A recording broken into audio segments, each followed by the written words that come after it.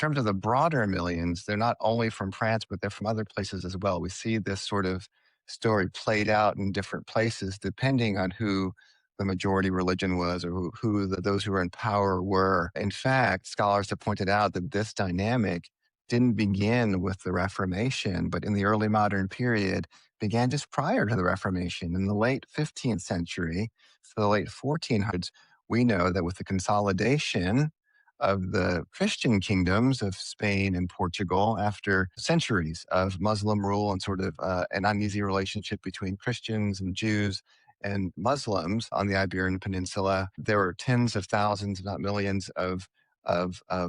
Jewish and Muslim people who were expelled from the Iberian Peninsula,